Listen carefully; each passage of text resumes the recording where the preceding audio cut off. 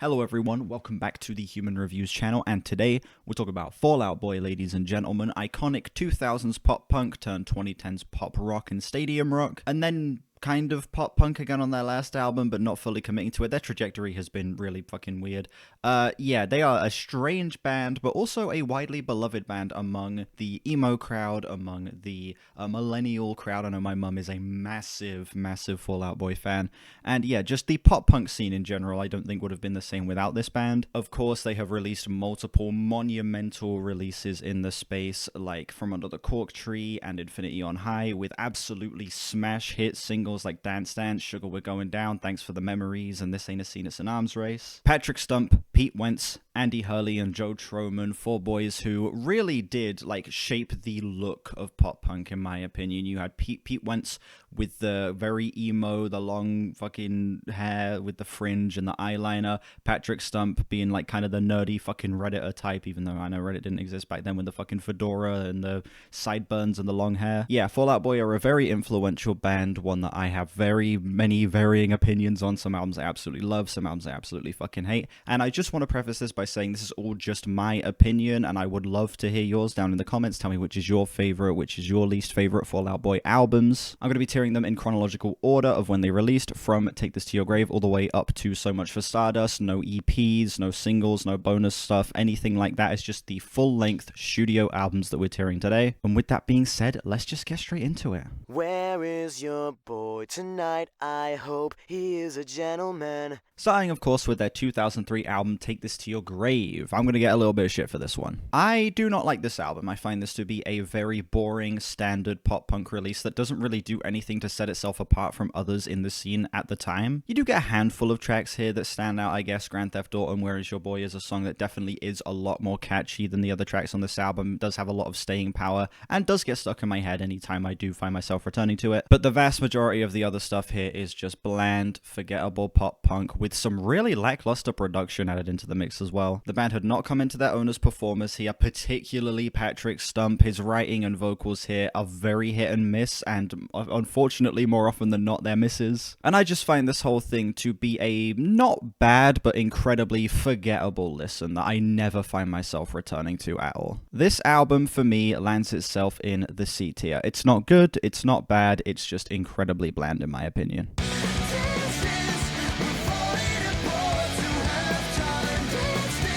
Alright, From Under the Cork Tree, this is what a pop punk album should be. This album is the definition of dumb fun. The band aren't really taking themselves seriously here. There is so much levity, so much fun, so much creativity on display here. And on top of that, this album really feels like they're just taking what they were doing on the last album and just cranking it up to 11. The performances are way more confident, way more flashy. The production is absolutely fucking stellar on this thing. Way more memorable cuts on here. And some of my favorite pop punk songs of all time, like Dance Dance, Sugar We're Going Down, I Slept With Someone in Fall Out Boy. Not to mention how much of a step up the writing's taken here. I think that a lot of these satirical songs here that are kind of poking fun at a lot of pop punk isms are incredibly fun, incredibly punchy. The more serious moments on the album do pack a pretty decent punch as well, as Patrick Stump's vocals are absolutely fucking phenomenal all the way across this album. Not to mention the fact that the entire band really get to shine as performers here. Andy Hurley gets some great creative beats like on Dance Dance. Pete Wentz's bass lines, also Dance Dance is a perfect example, are fantastic across this thing. And Joe Troman and Patrick Stump are really able to bring a lot of thunder on the guitars here. The tones are beautiful, the riffs are super lively, and I think just on the whole, the band are performing in absolute top form here. They are firing on all cylinders on every single one of these songs. It's just a damn near perfect pop punk album for me, dude. One of my favorite pop punk albums of all time for that matter. This easily lands itself up in the S tier.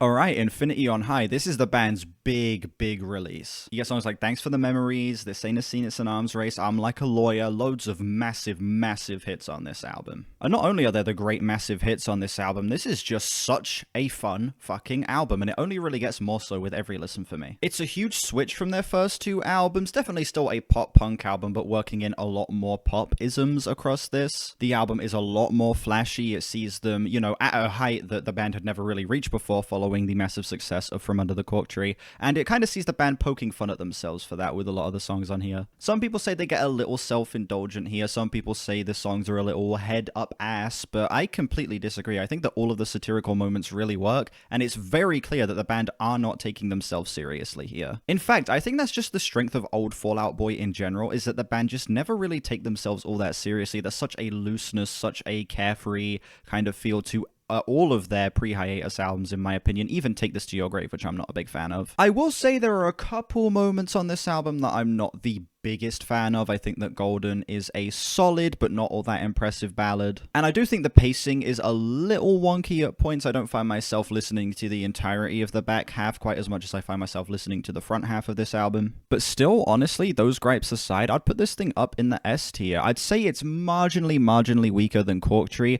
but honestly, it's so fucking fun that I can't really, you know, let the minor gripes I have about this thing bring it down too much for me.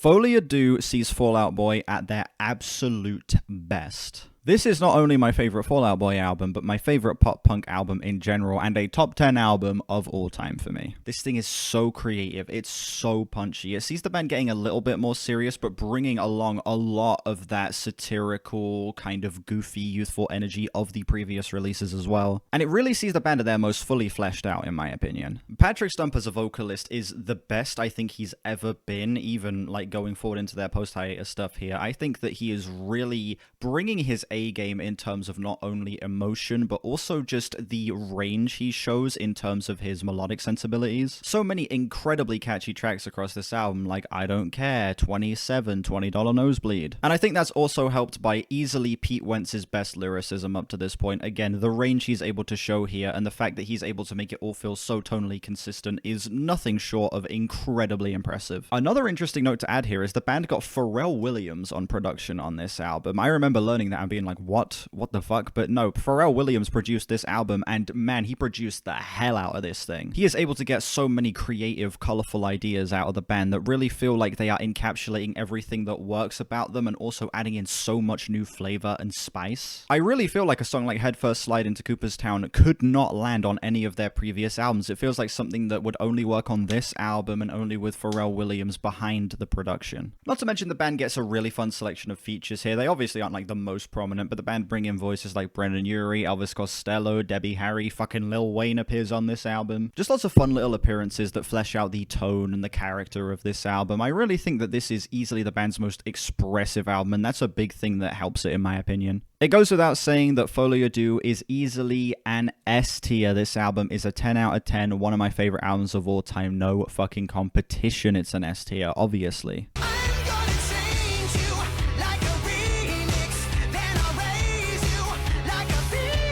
Alright, ladies and gentlemen, we're now moving into their post-hiatus era with Save Rock and Roll. Sounds forgettable as fuck. It's a mixed bag. There's some okay cuts in this album, like The Phoenix, My Songs Know What You Did in the Dark, Save Rock and Roll with Elton John that closes the album. Also, lots of songs that range from forgettable to downright ass, like Rat-a-Tat, Missing You, and oh my god, The Mighty Fool with Big Sean. That fucking Fall Out Boy line is so fucking bad. This easily has the biggest presence of the features out of any Fall Out Boy album. You get Foxes on Just One Yesterday, Big Sean on The Mighty Fool, Corny Love on Rat-a-Tat, again Elton John on Save Rock and Roll as well. And I do think the features do provide a little bit of variety to the album. It's nice to see Patrick Stump kind of playing off of other people a lot across this project, but I do also feel like at points it can get a little distracting, and it definitely doesn't feel as much like a Fall Out Boy album. Whereas on previous projects, the vocal appearances feel more like cameos than they are actual full pieces of the album, just kind of sprinkled in there for like nice little surprises. This is like these people take over the songs, and it really feels like the band lose their magic a little bit due to that. Also, the flow of this thing is pretty fucking trash. They made like a little movie thing that goes along with this album that's like all the music videos fucking rolled into one or whatever,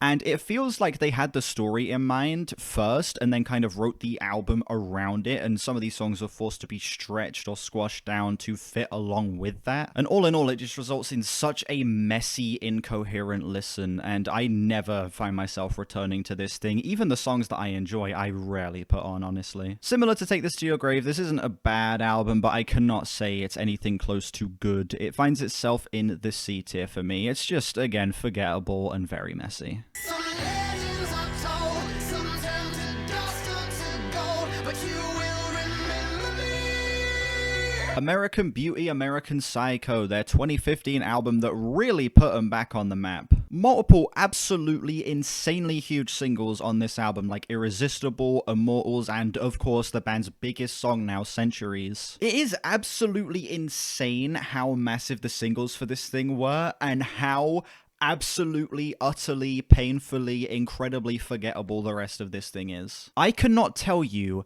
how a single other song on this album goes besides American Beauty, American Psycho, because that song annoys me so fucking much that it gets stuck in my head like an earworm. Seriously, man, this album really suffers from the new pop rock era of the band, as it doesn't even feel like a pop rock album, it just feels like Fall Out Boy going full pop. Which, look, I'm fine with pop music, I'm not someone who sits here and says, oh, pop music is terrible, but we have lost everything that the band was by this point. At least Save Rock and Roll had a little bit of like the pop punky energy at points. You could definitely feel that kind of spirit and that want to return to that form a little bit, but this album just throws that shit to the side, stomps on it, takes a shit on it, and lights it on fire. One thing I will give it is a handful of the songs on here are decent. I think Irresistible is a great single, Immortals was a fun little tie-in to Big Hero 6, and Twin Skeletons is actually a solid closer. Like, I was surprised returning to this that, you know, that song actually does hold up pretty well. But besides that, this thing is boring,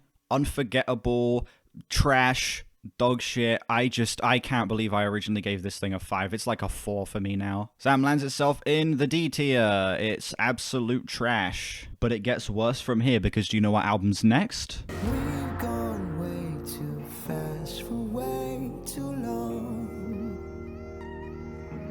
You see, it's funny, in 2008 they released what is easily their best album for me, Folie, Deux, and then exactly 10 years later, because this album got delayed from 2017 to 2018, they dropped what is easily, bar none, no competition, their worst crop of tracks.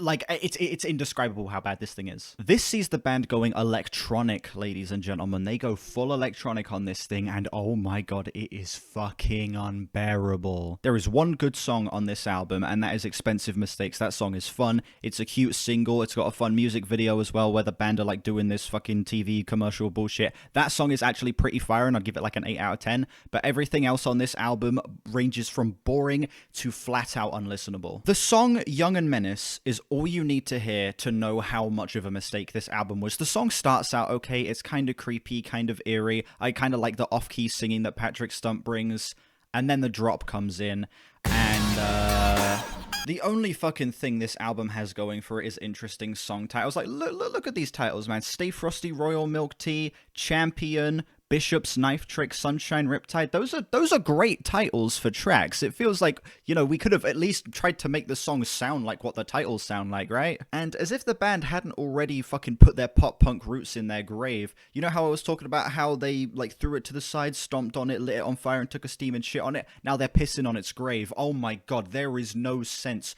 of the fun, youthful rock band left here. This feels like such cynical, such fucking like miserable music. There's something about this entire album that just feels so shit-eating and like upset. This whole thing just feels like a fucking product of boredom, man. There is not a single moment on here besides Expensive Mistakes that feels like the band had any sense of joy making it. I also need to mention how bad the hooks on this thing are. Like the fucking "If You Were Church, I'd Get on My Knees" thing on the track Church, just so fucking bad. Absolutely atrocious, corny bullshit like that is just all over this album, dude. It is unbearable. Fuck this album. F tier. The worst that the band ever put out. And you know what? At least they set themselves up for success with the next album, because it was never gonna be as bad as this.